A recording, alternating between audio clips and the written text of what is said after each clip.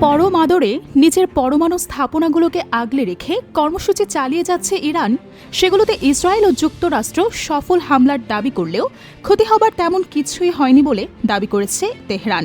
এবার তাহলে চোখ বুলিয়ে আসা যাক ইসরায়েল ইরান যুক্তরাষ্ট্রের সংঘাতের মূল আলোচ্যসূচিতে।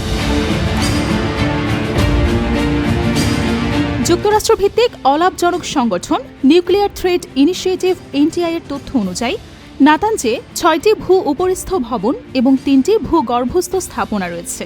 এর মধ্যে 2টি স্থাপনায় 50,000 সেন্ট্রিফিউজ রাখার ক্ষমতা রয়েছে। ইসরায়েলের প্রথম হামলায় এই পারমাণবিক কেন্দ্রটি লক্ষ্যবস্তু ছিল। স্যাটেলাইট ছবি ও বিশ্লেষণে দেখা গেছে নাতাঞ্জের পাইলট ফুয়েল এনরিচমেন্ট প্ল্যান্টের উপরিভাগ ধ্বংস হয়ে গেছে। এই কেন্দ্রটি 2003 সাল থেকে চালু হয়েছে।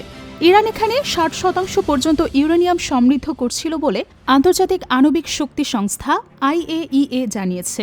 উল্লেখ্য, অস্ত্র তৈরির উপযোগী ইউরেনিয়ামকে 90% পর্যন্ত সমৃদ্ধ করতে হয়।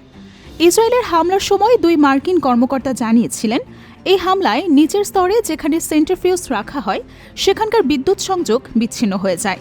যেহেতু স্থাপনাগুলোর বড় অংশই ভূগর্ভে, তাই বিদ্যুৎ বিচ্ছিন্ন করাই সেখানে কার্যকর হামলার প্রধান কৌশল ছিল। ফোর্টো স্থাপনাটি সম্পর্কে এখনও অনেক তথ্যই অজানা। এটি কম নামের একটি শহরের কাছাকাছি অবস্থিত। পাহাড়ের গভীরে নির্মিত একটি সুরক্ষিত ও গোপন স্থাপনা আছে এখানে। ইসরায়েলি গোয়েন্দারা কয়েক বছর আগে ইরান থেকে যেসব গোপন নথি চুরি করেছিল তার মাধ্যমেই মূলত এই সাইট সম্পর্কে কিছু তথ্য জানা যায়। মূল কক্ষগুলো মাটির 80 থেকে 90 মিটার গভীরে অবস্থিত।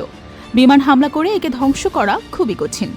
আগের বিভিন্ন প্রতিবেদনে বলা হয়েছিল কেবল যুক্তরাষ্ট্রের কাছেই এত গভীরে আঘাত হানার মতো বোমা রয়েছে।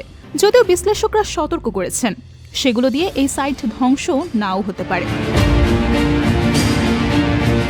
যুক্তরাষ্ট্রভিত্তিক আরেক গবেষণা সংস্থা institute for science and international security ISIS বলেছেন, ফোর্দো ফুয়েল এনরিচমেন্ট প্ল্যান্টে 60% ইউরেনিয়ামকে 233 কেজি অস্ত্রমানের ইউরেনিয়ামে রূপান্তরিত করতে ইরানের মাত্র 3 সপ্তাহ লাগতে পারে।